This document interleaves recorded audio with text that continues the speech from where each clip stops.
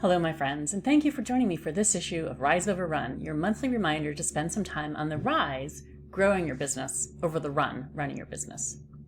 Here in western Wisconsin, we've had a cold and snowy week. But despite the weather, I am outside every day taking my dog for a walk so she can get the lay of the land and see who all has been on the walking path that day. The other afternoon, we were out for a walk after a fresh snowfall. It was sunny out, which if you know anything about Wisconsin winters meant it was also cold. The walking path had an inch or two of snow on it, having not yet been cleared since the last snowfall. And as we walked along, me enjoying the quiet, and my dog busily catching up on the latest dog news, I noticed all sorts of footprints on the path. And those prints shared a story for me, just like the sniffs did for my dog.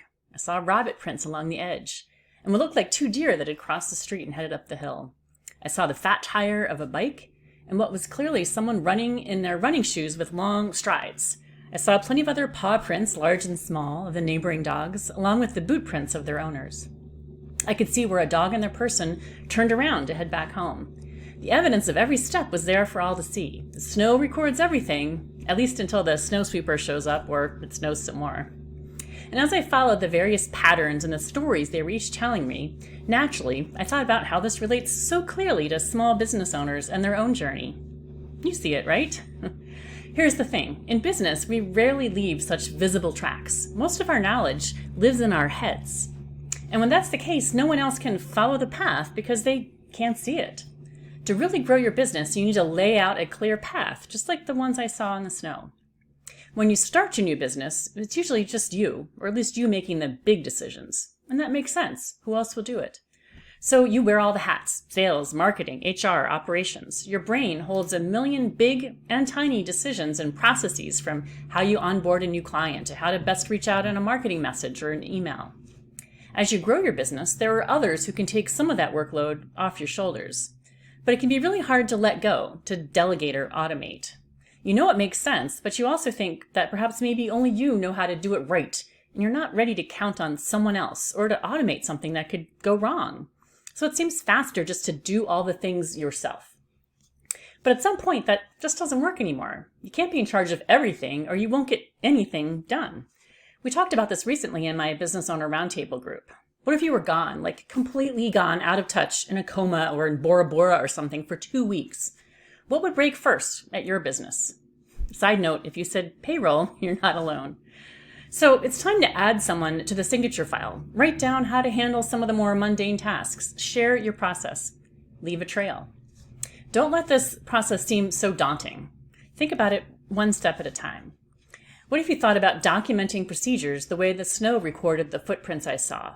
Each time you write down how you do something, you leave a visible track. Each template email you create becomes a path someone else can follow, even you.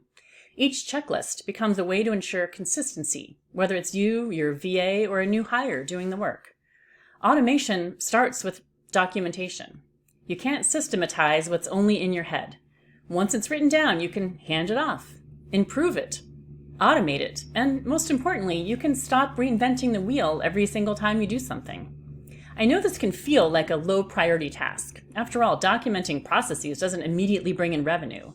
But the return on that investment in time can show up in unexpected ways. Maybe a task that used to take 2 hours now only takes 20 minutes, or 0 if you delegate it. Onboarding a new employee goes smoothly and takes days, not weeks. Or you finally get that Friday afternoon back, not because the work disappeared, but because you built systems that work without you. So start small, and start now, even if you feel super busy. You don't need to overhaul your business overnight. Just start leaving tracks. Here's a few bite-sized ways to begin. The next time you send an outreach email, save it as a template to use again. Create a checklist for something you do weekly, like publishing a blog post or invoicing. Record a 2-minute Loom video walking through a task. Future you, or someone on your team, will thank you. These small actions done consistently create momentum. It's not about making your business robotic or automatic. It's about making it replicable. Documenting and automating your procedures is how you finally stop doing everything yourself without sacrificing quality.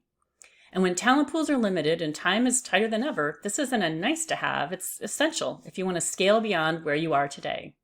If you're feeling stretched thin and you need to know you need to work on the business but can't seem to find the time. That's why you need a group like your ROI Club, my accountability membership for owners like you who need lightweight strategic nudges to keep growing. So think about what you'll leave behind today. Footprints fade, but systems stay. Start making your path visible so other people can follow your footprints in the snow. See how I brought that back to my dog walk? All right, well, thanks for joining me for today's Rise Over Run, your monthly reminder to think about how you can grow your business slowly and let go of some things. If you ever have questions and want to reach out, you can find me at Kelly at Second Stage Growth. I'm here to help. Have a great month. Thanks.